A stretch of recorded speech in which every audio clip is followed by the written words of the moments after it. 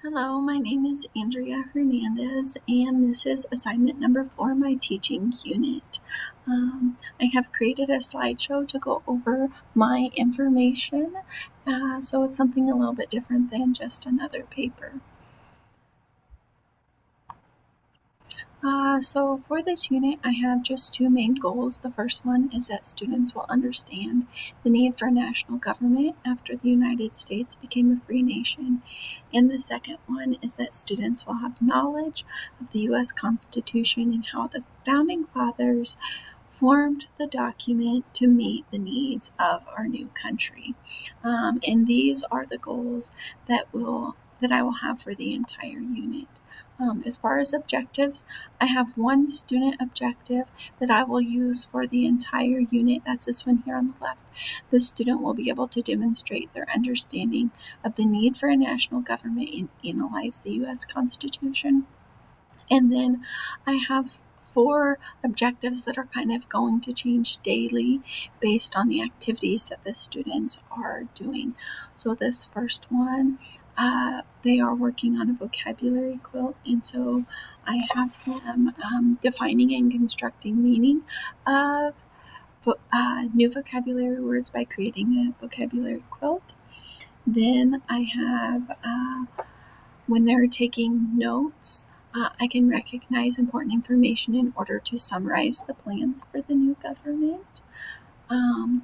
Then this one will go with our jigsaw. I can research and recall the first 10 amendments and discuss their importance. And finally, I can use visual representations to explain the different parts of the U.S. Constitution. So those are the objectives that will get us through this unit on the Constitution. I've selected 2 ISTE standards, one teacher standard, and that is to foster a culture where students take ownership of learning goals and outcomes in both independent and group settings, and one student goal.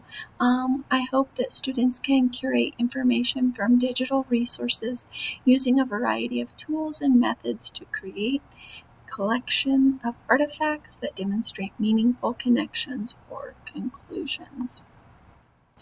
For assessments, I have both formative and summative. My formative assessments will be the vocabulary quilt, teacher observations, and that Bill of Rights jigsaw. And then my summative evaluation or assessment will be the U.S. Constitution paper that students actually create. The analysis of my learners. I actually teach 6 classes of 8th grade students, and my class size varies between 22 and 26 students. Of the students that I see on a daily basis, 80% of them are English language learners and 40% are reading below grade level. So knowing that demographic information, I have to make sure that I explicitly teach any vocabulary that I want my students to know, especially any content vocabulary. So you'll see when we get to my daily activities that I actually have 2 days of vocabulary work in there.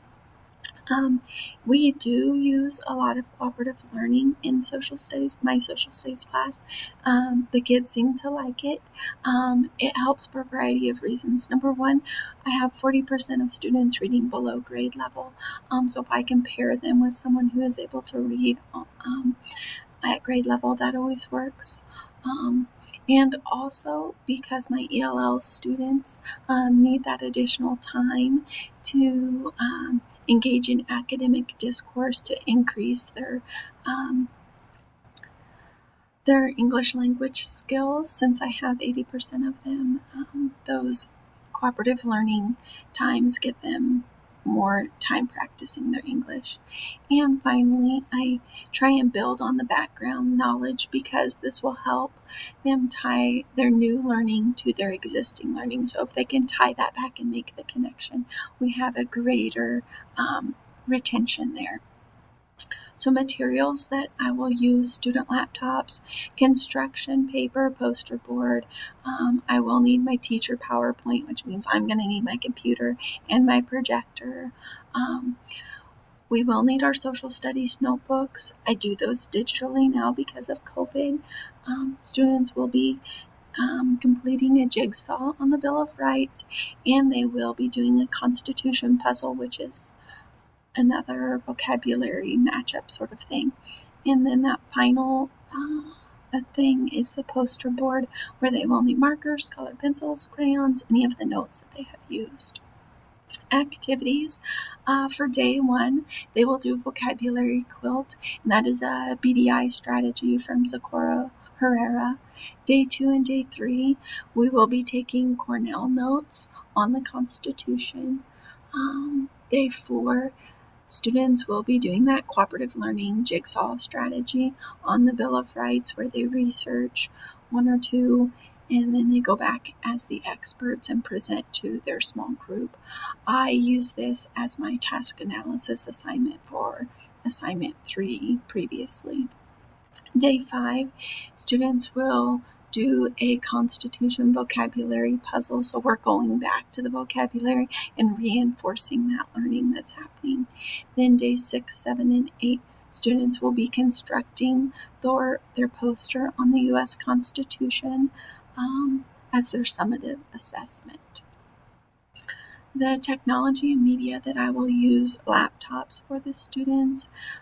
Both their digital notebooks and the research will be on this. I will need my teacher computer, my projector, my smartboard, because that's where my slides will be for my PowerPoint, which I call my teacher digital notebook. And I will share the preamble video from Schoolhouse Rocks when we're doing those digital notes. I did use the Addy design model as I was doing this. I know many times we use the backward design model, and I wanted to challenge myself to use a different model. So I started with analyzing what was it that I wanted the learners to learn at the end. And by whom? So of course that would be the students, and I want them to have a good understanding of the Constitution. What is it? Why did we need it? How is it formed? What are the different parts? So from that, I went into the design phase. What were my objectives? What were the exercises going to be? What strategies was I going to use? I've already said I used a lot of cooperative learning and a lot of BDI strategies because of the learners in my classroom. Then I needed to develop those materials that I would be using, as well as the assessments that I would use. And finally, I needed to implement.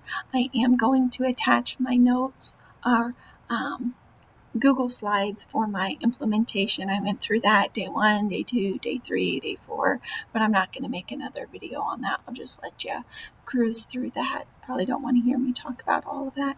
And in that, I also included the evaluate phase. So I previously have taught these before Christmas break. So I was able to do the evaluation phase already. I have notes on what I would like to change for next year, what the students liked, what they didn't like. These activities were great because they allowed for a lot of great student interaction. I taught these right before Christmas break, so students really liked the fact that they were able to work with cooperative groups. They weren't just sitting there taking notes leading up to Christmas break.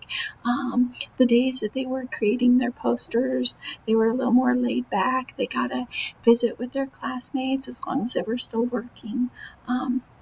But things that I would do different is try and break up those 2 days of notes that I had students doing, and maybe starting with an icebreaker or bell ringer at the beginning of the hour, then doing 10 minutes of notes, and then moving on to a different activity. So trying to break those notes up over the course of time. And also, I would also do something different for that poster. Instead of making everyone do a poster, I need to be more open to, hey, you want to make a Google slideshow? That's great. You want to use a storyboard? That's fine. You want to do a digital comic? Great. You want to do an infographic? That's acceptable too. So I think I just need to be more open with what their final project can be, because when students have the choice, then that really just helps them. I look forward to hearing your feedback. Oh, and here are my references.